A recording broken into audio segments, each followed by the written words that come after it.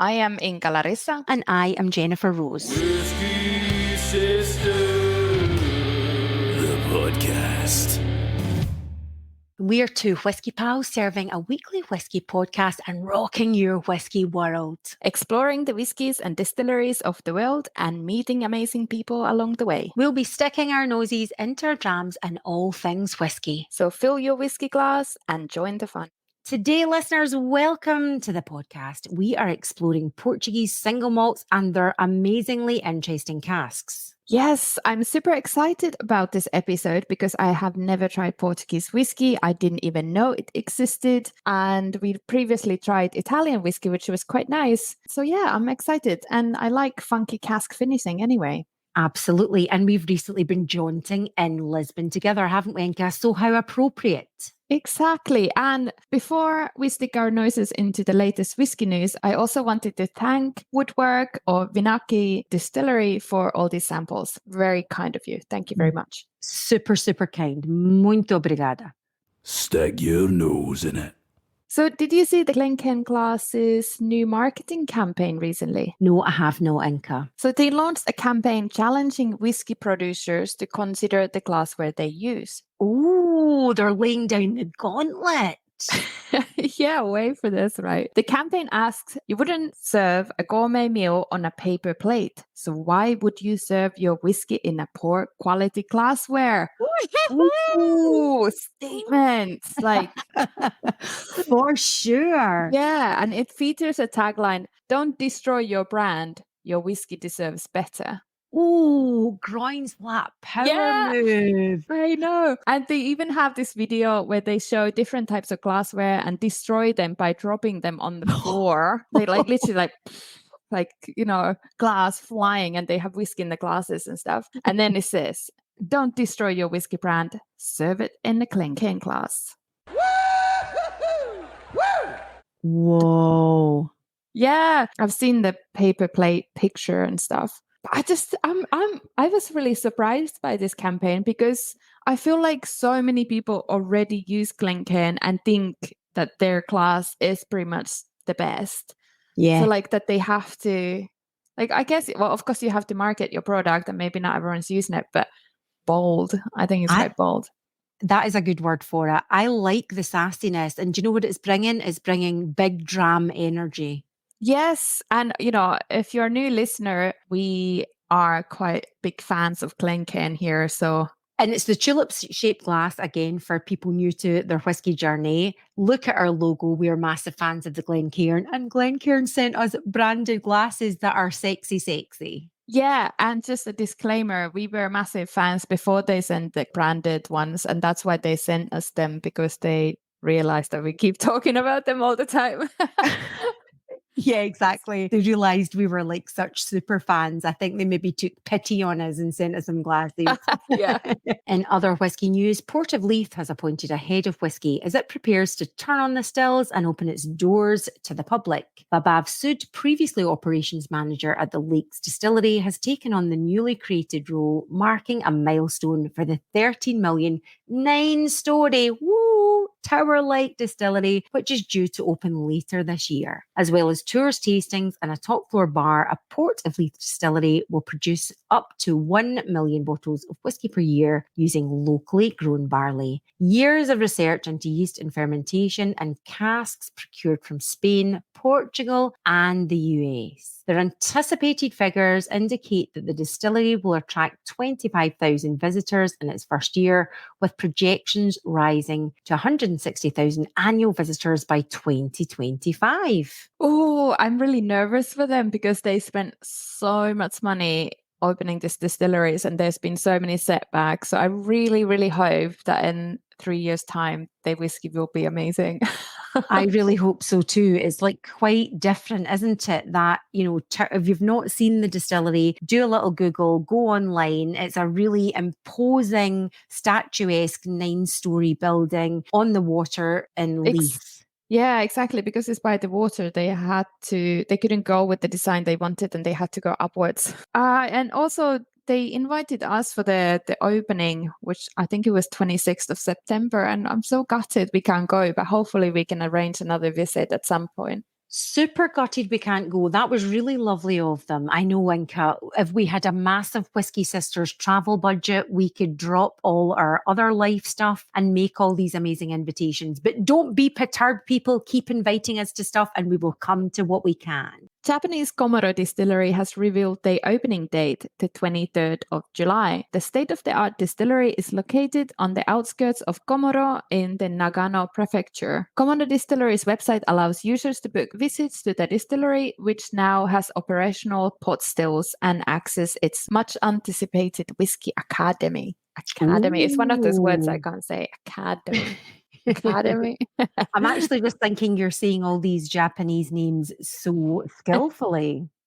Yeah, that's the easy part. The visitor center includes a bar and a shop on the first floor and masterclass rooms on the second floor. Komoro Distillery is constructed out of glass and wood, and its water source, known as Noma, comes from Mount Asama, which flows past the distillery. Sounds amazing. It does sound amazing. It's ticking all the boxes with the bar and the shop and masterclass rooms, so the whiskey geek can be excited. Who doesn't love a shopping experience? And what whiskey lover doesn't like to prop up the bar?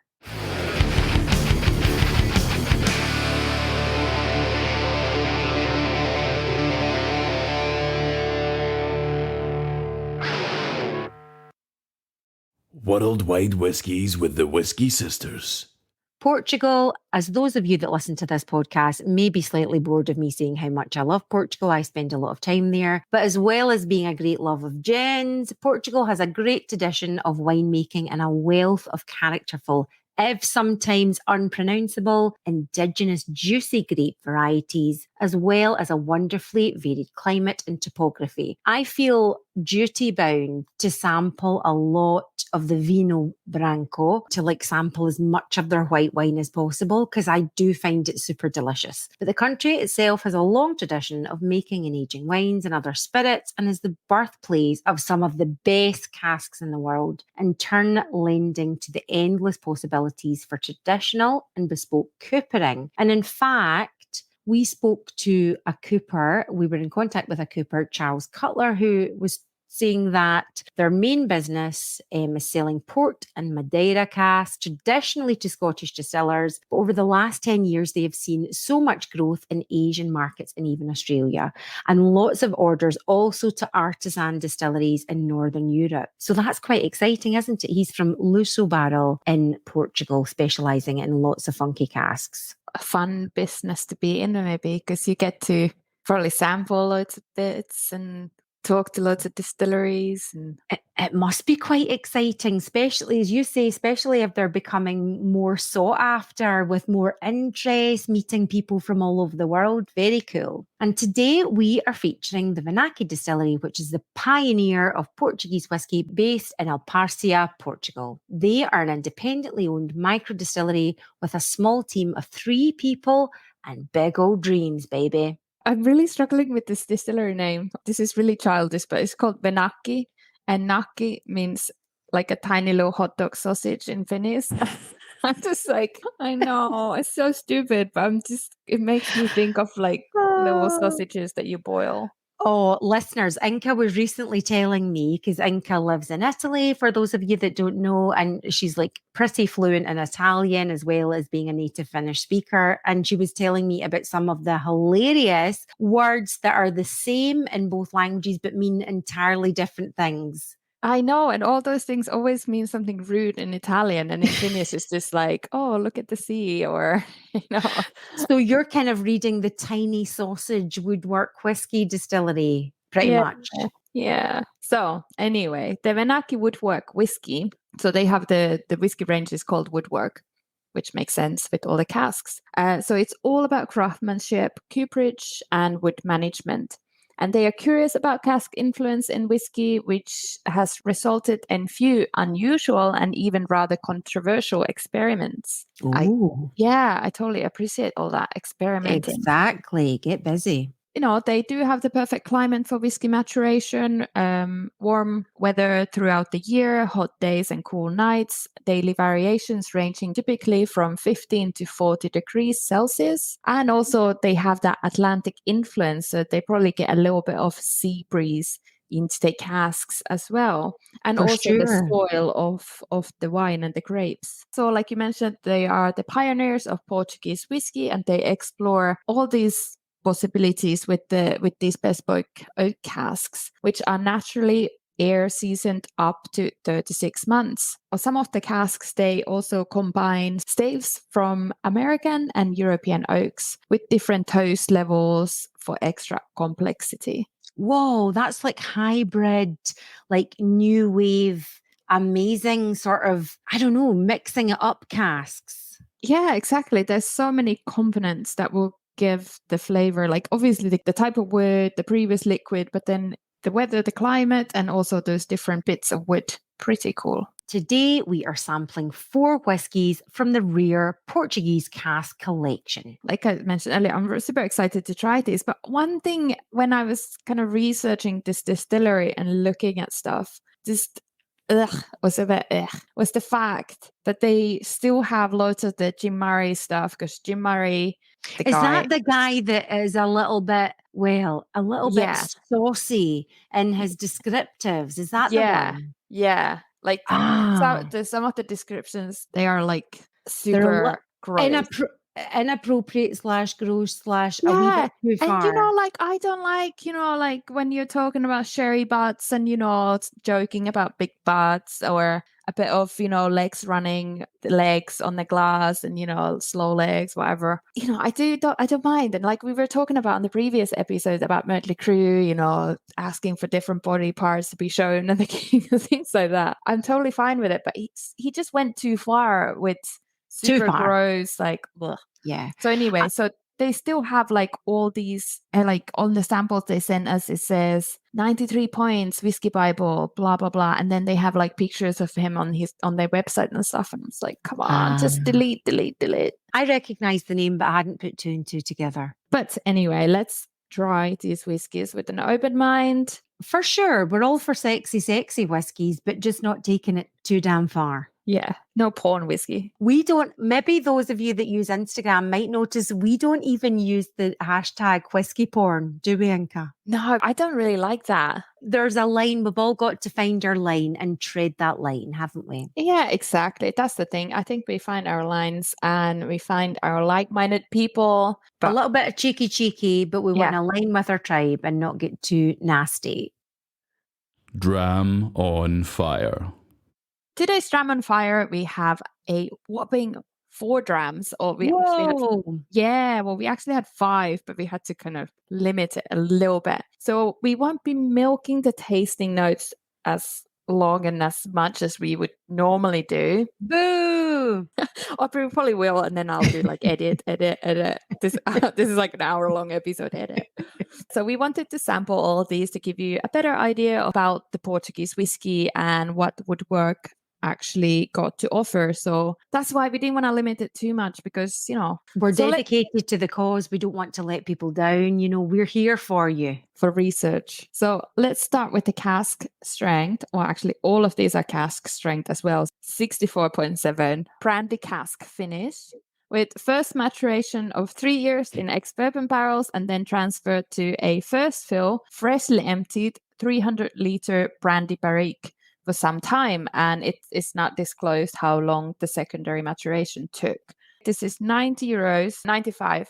Seems reasonable as far as whiskies go, as long as it's good. So let's see. I find that the mysterious secondary maturation time, I find that all quite, we don't know, and I quite like that. Before we sample, let's talk about a little bit about Portuguese brandy. Confusingly, the term brandy and the Portuguese equivalent aguardente can be used to describe many other types of alcohol. Aguardente comes from a combination of the words agua, water, and ardente, meaning fiery, which we like because it makes me think of Dram On Fire. In the Algarve, they have Aguardente de Merono. I don't know if that's how you say that. Aguardente de Cana de Acusar. I don't know how to say that actually. I am learning Portuguese, but I've not learned that word yet, which means sugar, which is ironic because I love sugar, which is brandy from cane sugar, and it is much popularly known as cachaça. Is that how you say it, Inka?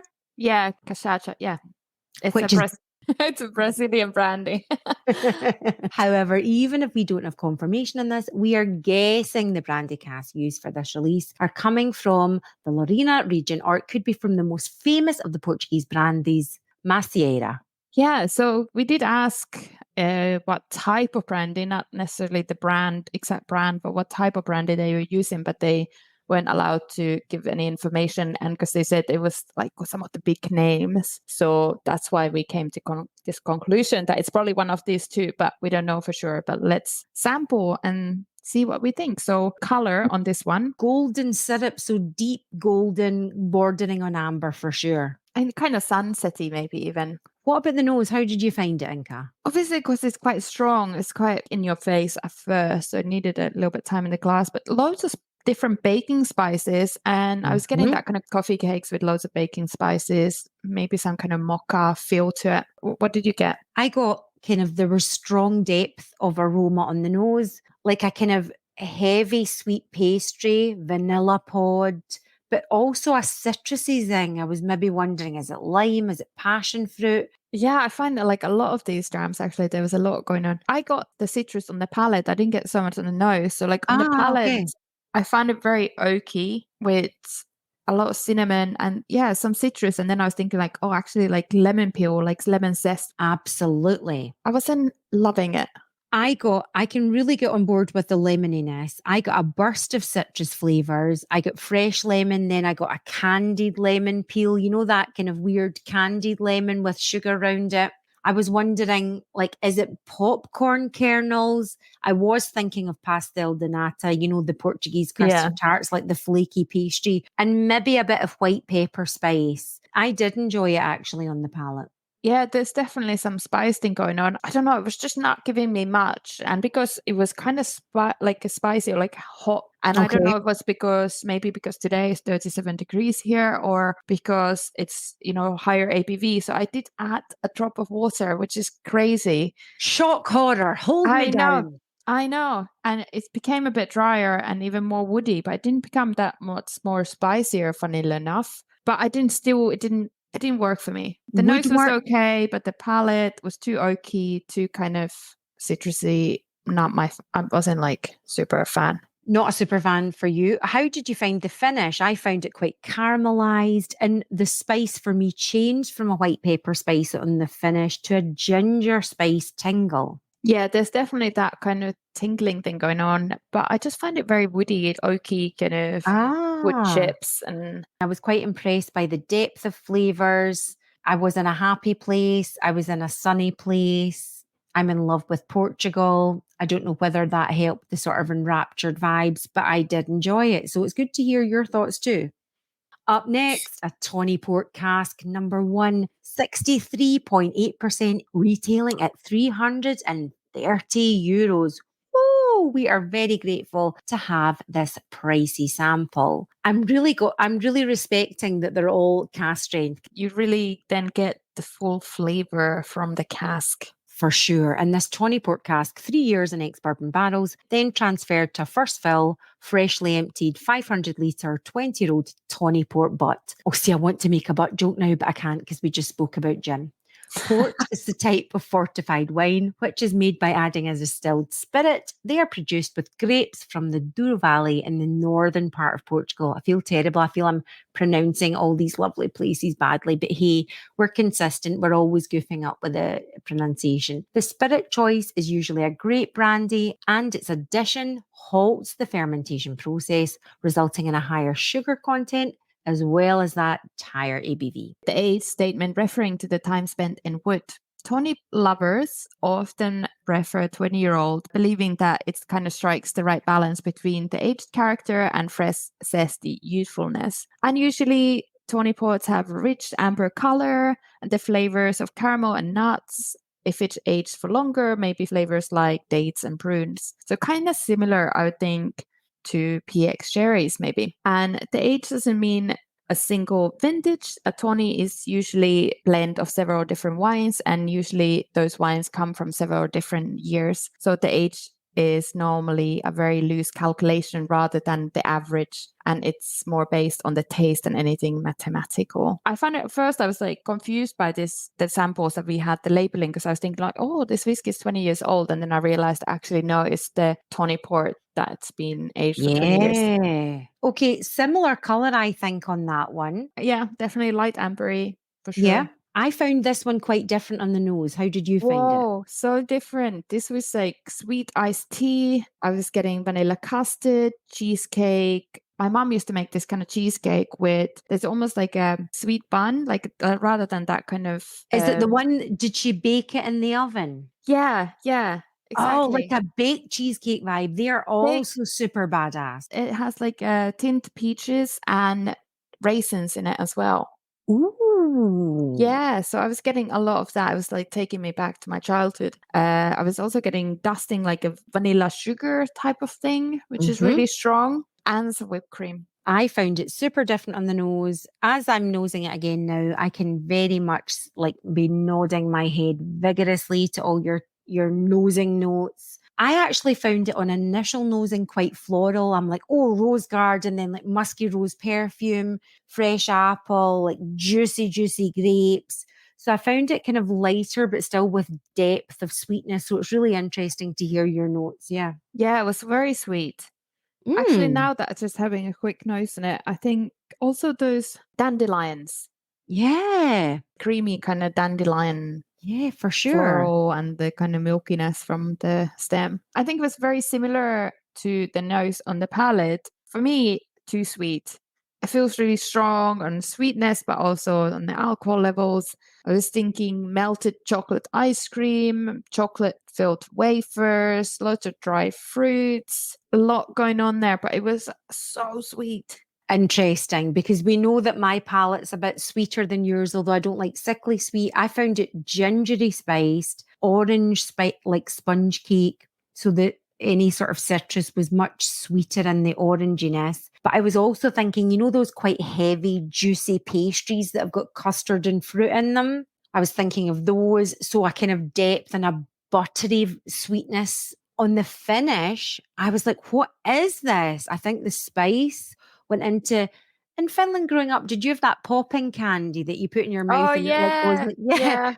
I got a popping candy finish. I was just getting oaky spice and nutmeg on the finish, but this was one of I added water on 2 of the drams, and this was the second one because it was so sweet again. And I was like, oh, now I actually kind of wanted those spicy notes that I would normally get with water. Because I was like, oh, balance it out with something. Tiny couple of drops. The nose, I was getting those pink cocktail cherries, mandarin skin. It was still sweet, but it was definitely slight differences. And yes, the palate became slightly spicier, but it actually worked better. I think it worked. Wow. The sweetness, there was a bit more vanilla, cinnamon, ginger that you mentioned as well. And so it kind of balanced it out. So maybe, it could do with few drops of water just because it was so sickly. That's very interesting. It's almost like your palate on a hot day would need that made in a delicious, stylish highball and some little savoury snacks by the side.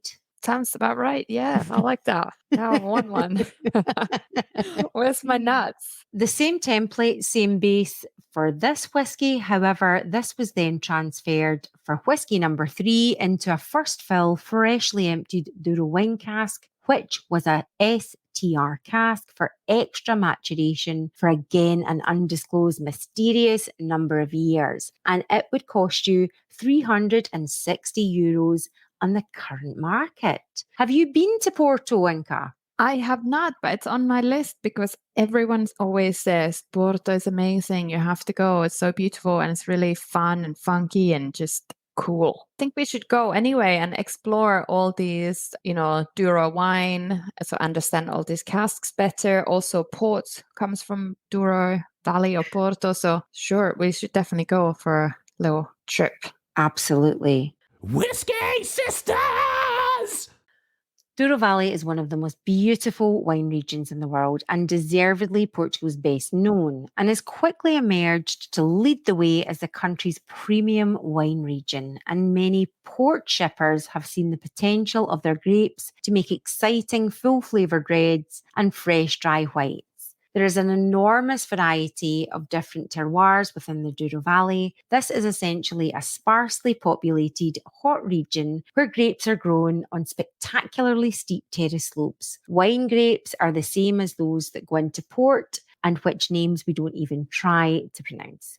These wines tend to be high in tannin and flavour, and the skill of the winemaker is to keep the fruit and freshness in the finished wine. So this one was a slightly darker, I would say, ambery, burnt caramel. Yeah, I think it was darker, and I did find it again slightly different in the nose, again highlighting the cask finish and how much influence it can have. I found it sweet, but maybe some orchard fruit sweetness, and I was also getting warm sugar donuts, those kind of super unhealthy doughy ones. Oh my God, I love them. They call them ciambella in Italy, and my husband is always laughing at me because when I have one, I'm just so happy. It just transfers me. Like Finnish people love donuts, and it's those donuts with the hole in the middle and just lots of sugar, and when they're soft and like doughy, Yeah. so bad for you, but I love them. Yeah, like Homer Simpson donuts. Now that you said that, I definitely got that on the nose. Give me a donut with this dram. So what did you get for your nosing notes? Oh, this one was fabulous. So I was getting that kind of really thick, dark treacle, dark demerara sugar, some burnt caramel, some juicy dried fruits that are still kind of, they're soft, they're not dried out completely, with some chocolate. Like, those, dark chocolate with like cranberries or something like that. There's slightly herbal undertone there, like moss or that kind of slightly green. Like, imagine you're eating the sugary donut and you're smelling it, but then someone is smoking a menthol cigarette right next to you. That's like, I quite like that. But it's like, maybe this is more toasted, the cask, because I'm getting slight smokiness. I enjoyed it on the palate. I was kind of getting a sweetness, and I was wondering, is there a sour cherries or green apple? But it wasn't sour in the strongest sense of the word. I was wondering, is it a zesty lemon drizzle cake? But I was getting like nice light sponge cake. But I was in a happy place. It wasn't just as donutty, but there was elements of that carbohydrate buzz. Yeah.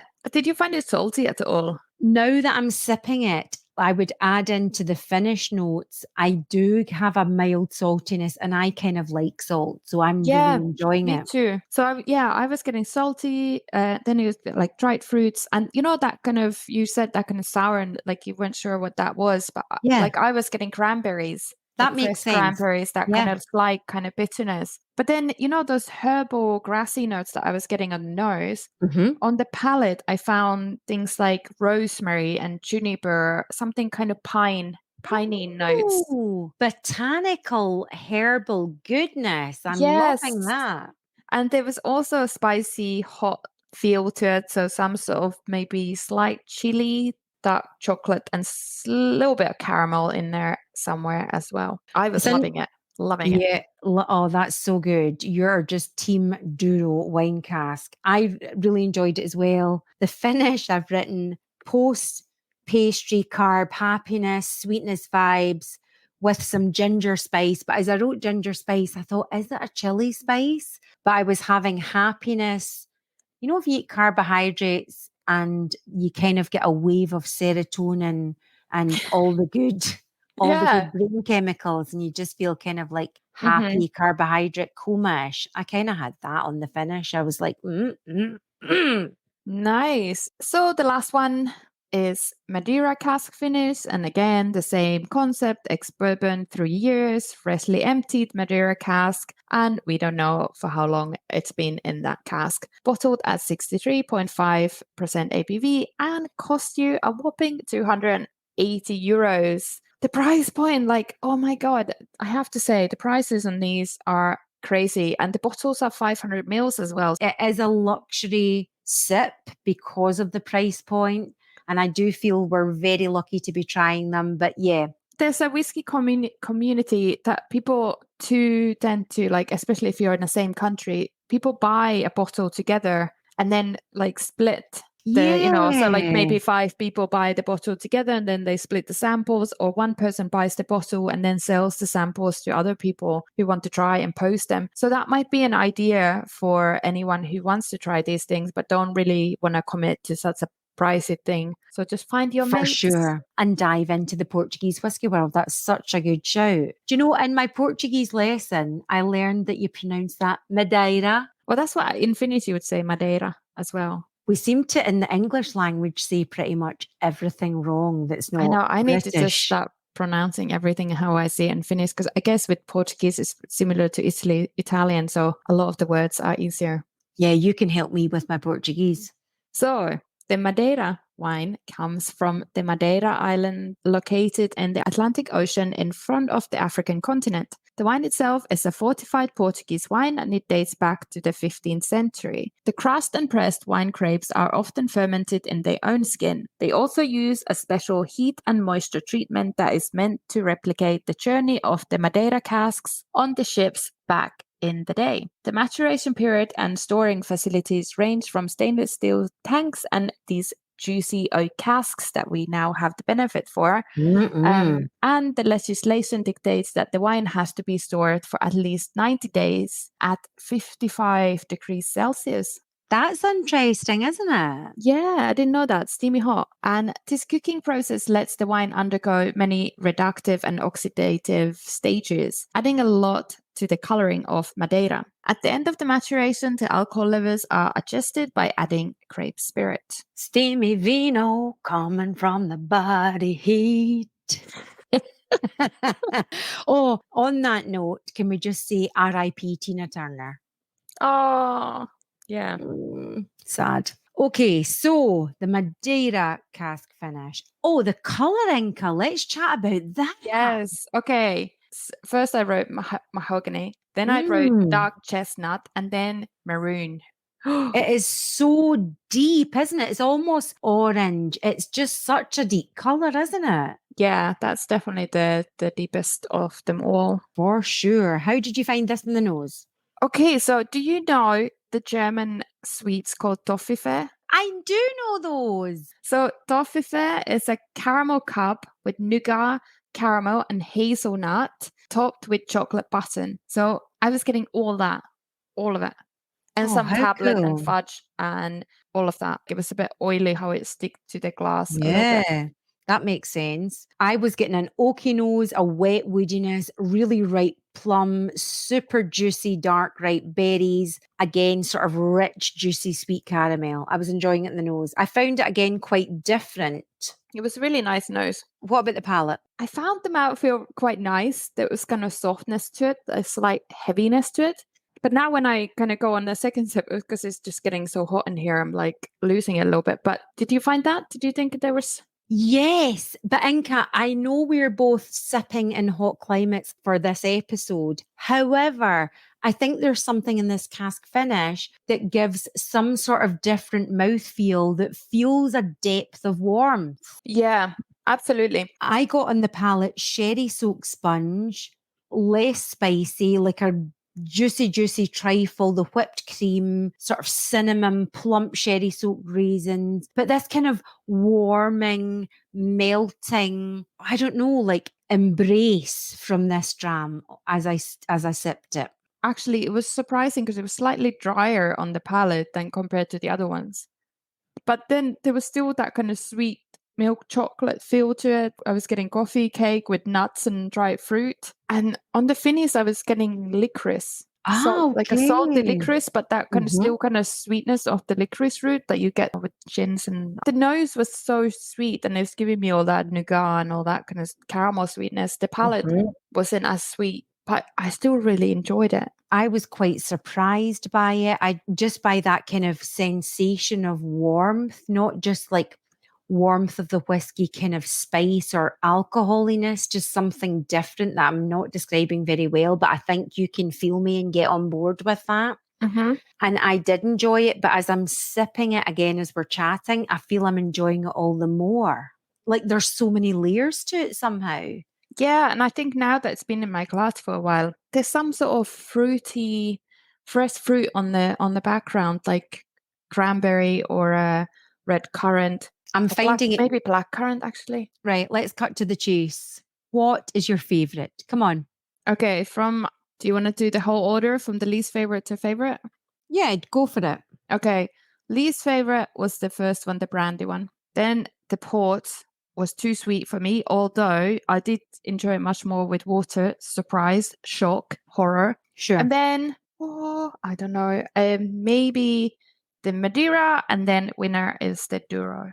Very nice. It's an interesting journey and the difference in those finishes. Such almost like, their experimental use and, innovative ways. Super interesting. I'm finding it quite difficult to pick a favourite. I'm erring towards the Douro. I really enjoyed the Madeira, but to be honest, I quite enjoyed the Tawny Port. I am a fan. I was a little bit worried because the port was so sweet that I was thinking, oh no, they're all going to be really sweet and I'm not going to enjoy this. But I did really like that Douro. I like that toasty, slight smokiness. I like the kind of juniper pine thing that was going on there, that rosemary. It really just came together really nicely. For sure. It would be nice if we could give a couple of samples of the first brandy cask finish that we have a little bit more of. If any of our listeners are interested, perhaps they could ask us in Portuguese for a sample and we might be able to sort that out. And I would just like to say, muito obrigada pelo whisky, Venakki, estava delicioso. Mwah.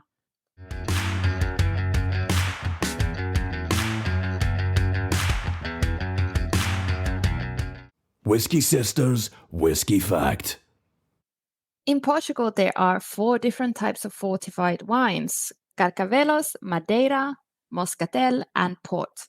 Also, Spanish sherry cask are obviously widely used in whiskey maturation. But how did fortified wines come to be? As many foods and beverages throughout history, fortified wines weren't a direct invention per se, but were an innovation that came out of sheer necessity. Traders started adding extra alcohol to still wines to preserve them during long boat trips. As early as the 16th century, several southern European countries, including Portugal, were exporting their wines to Europe and beyond. The trips that used to happen with sailing boats were long and over choppy waters, and this, of course, had a major impact on the quality of the wines, which often reached their destination in less than their prime state. Refrigeration wasn't an option back then, so it was all transported in barrels, not bottles, and the wine would tend to oxidize and become vinegary. Oh, yuck.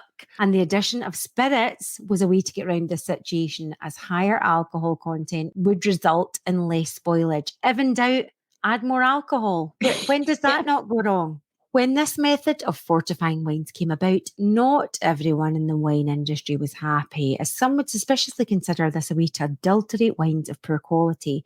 But the truth is that over time, this resulted in less waste, happy customers, and the birth of a type of wine that is nowadays very much appreciated all over the world.